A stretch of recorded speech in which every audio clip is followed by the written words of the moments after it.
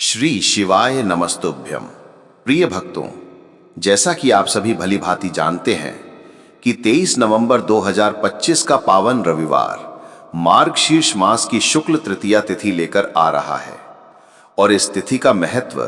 साधारण नहीं बल्कि अत्यंत दुर्लभ एवं चमत्कारी माना गया है, क्योंकि जब मार्गशीर्ष मास की तृतीया तिथि रविवार के दिन पड़ती है तब यह समय 3 गुना अधिक शुभ फल प्रदान करने वाला माना गया है। पूज्य गुरुजी ने स्पष्ट कहा है कि यदि जीवन में कभी भी ऐसा योग प्राप्त हो जाए जिसमें मार्गशीर्ष का रविवार और शुक्ल पक्ष की तृतीया तिथि एक साथ आए तो मनुष्य को अवश्य ही उस दिन 11 गेहूं के दानों वाला चमत्कारिक उपाय करना चाहिए, क्योंकि इस जैसा दिव्य संयोग वर्षों में कभी कभार ही आता है। भक्तों, इस पावन रविवार को किया जाने वाला ये उपाय अत्यंत सरल लेकिन फल देने में अत्यंत प्रबल है, और यदि किसी कारणवश आपने पहले इसे न किया हो तो इस बार जरूर करें, क्योंकि यही वह क्षण होता है जब बड़े से बड़ा दुर्भाग्य टूट जाता है और छोटी सी भक्ति आपकी रुकी हुई मनोकामनाओं को पूरा कर देती है।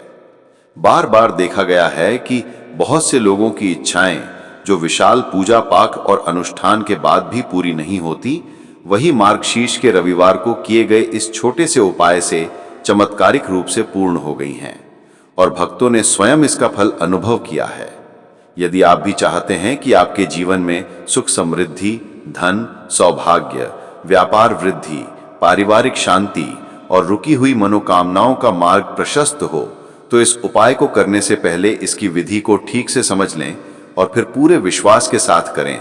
फल अवश्य मिलेगा। ये उपाय कोई सामान्य निःशुल्क उपाय नहीं है,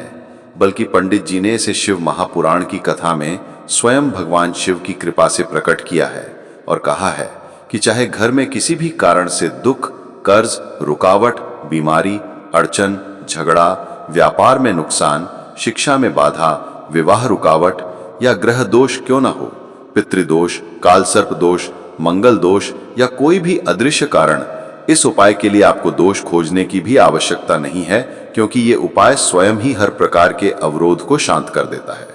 रविवार की तृतीया तिथि के प्रदोष काल में घर के हर सदस्य को करने की आवश्यकता नहीं है। केवल घर की एक बड़ी महिला, माँ, बड़ी बहन, बड़ी भाभी या दादी जैसे मुख्य स्त्री स्वरूप ही ये उपाय करें और उसके पुण्य का फल पूरे घर को प्राप्त होता है, क्योंकि स्त्री घर की लक्ष्मी का स्वरूप होती है और जब लक्ष्मी बराबर शिव की आराधना करती है तो महादेव प्रसन्न होकर झट से फल प्रदान करते हैं। और यदि किसी कारणवश घर में कोई महिला उपलब्ध नहीं है या असमर्थ है तो घर का वरिष्ठ पुरुष भी ये उपाय कर सकता है।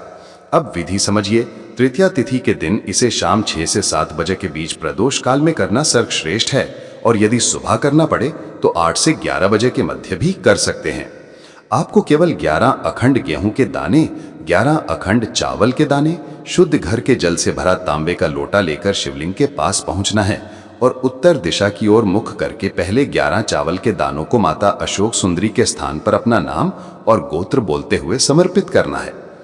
इसके बाद तांबे के लोटे का जल माता पार्वती के हस्त कमल स्थान पर गोलाई में चढ़ाना है और फिर अपनी विशेष मनोकामना कहते हुए 11 गेहूं के दानों को महादेव के शिवलिंग पर अर्पित करना है।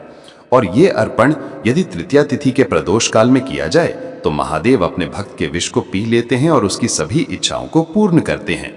इसके बाद दूसरा उपाय है 2 अखंड लौंग, लाल चंदन, एक तांबे के पात्र में आधा लोटा जल और एक गोल बाती वाला घी दीपक लेकर मंदिर जाएं। मंदिर की दहलीज के दाईं ओर दीपक जलाएं और महादेव से घर सुख समृद्धि की कामना करें। इस तरह तृतीया तिथि को यह उपाय करना बहुत शुभकारी माना जाता है। अपनी मनोकामना कहकर शिवलिंग पर आधा जल अर्पित करें, फिर 2 लौंग चढ़ाकर समस्या बोलें और वही लौंग जल के पात्र में लाल चंदन के साथ डालकर बेलपत्र के वृक्ष की जड़ में श्री शिवाय नमस्तुभ्यम का जाप करते हुए अर्पित कर दें। इससे धन रुकावट, व्यापार हानि, आर्थिक संकट, बीमारी, कर्ज, ग्रह बाधाएं और पारिवारिक अशांति तुरंत शांत हो जाती है। तीसरा और अंतिम उपाय सबसे विलक्षण है। एक गुड़ का टुकड़ा, एक साबुत चावल दाना और एक साबुत हरा मूंग तांबे के पात्र के जल में डालकर रविवार को शिवलिंग पर अर्पित करें और महादेव का स्मरण करते हुए श्री शिवाय नमस्तुभ्यम मंत्र बोलें। गुड़ जीवन में तेज और मान सम्मान बढ़ाता है, चावल धन और सुख शांति देता है और हरा मूंग बुद्धि, विवेक और बुध ग्रह को मजबूत बनाता है। और यही तीन तत्व जीवन की सभी उलझनों को प्रकाश में बदल देते हैं। इसके बाद प्रदोष काल में बेलपत्र के वृक्ष की जड़ में 2 दीपक, एक घी का और एक सरसों के तेल का, जलाकर दूध और जल समर्पित करें और मनोकामना कहें, क्योंकि प्रदोष काल में बेलपत्र की जड़ पर दीपक जलाने से महादेव तुरंत प्रसन्न होकर भक्त की इच्छा पूरी करते हैं। मित्रों,